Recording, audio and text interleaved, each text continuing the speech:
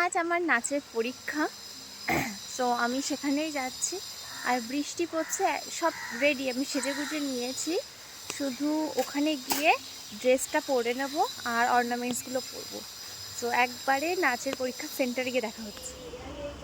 আমরা পৌঁছে গেছি আর বাকি স্টুডেন্টসদের এক্সাম চলছে। আমি এখন চেঞ্জ করব, তারপরে তোমাদের সামনে। This is my final look. আমি পুরোপুরি রেডি হয়ে গেছি। আসলে আমার শরীরটা প্রচণ্ড খারাপ, সেই জন্যই বাড়ি থেকে আমি ড্রেস পরে অর্নামেন্টস পরে আসিনি, কারণ এই ড্রেস পরে সেজেগুজে থাকতে না প্রচণ্ড কষ্ট হয়। আর রাস্তা ভর্তি জল কাদা, তো রাস্তা দিয়ে যদি ড্রেসটা পরে আসতাম তাহলে মানে ড্রেসটা আজকে পুরো নষ্টই হয়ে যেত। চলো বাকিদেরকেও দেখিয়ে দিই।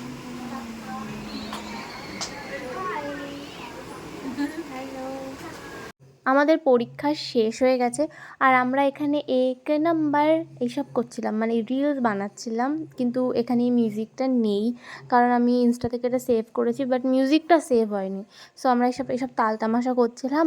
আর ওখান থেকে আন্টি আমাদের বকা দিচ্ছিল যে পাশে এক্সাম চলছে, তোরা এখানে কেন এইসব তাল করছিস।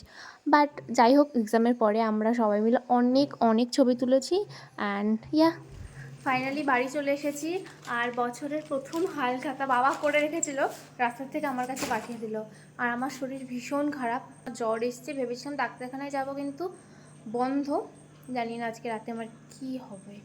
আর এই যে 4 আউটের যে জ্বরের গিফট, এটা ভীষণ ব্যথা এখানে ভীষণ। এখন আমার খুব খিদে পেয়েছে, হালখাতা দেখি কী কী দিয়েছে।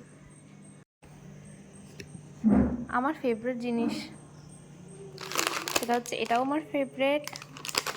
সোনপাপড়ি আমার ফেভারিট, আমার এত ভালো লাগে সোনপাপড়ি খেতে।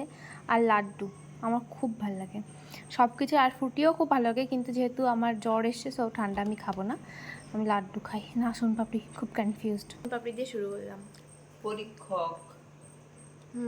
দেখতে দেখতে আরও একটা বছর আমার ডান্স পার্টনারদের সাথে হেসে খেলে পার করে ফেললাম। যাই হোক, ভিডিওটা এখানে শেষ করছি, টাটা।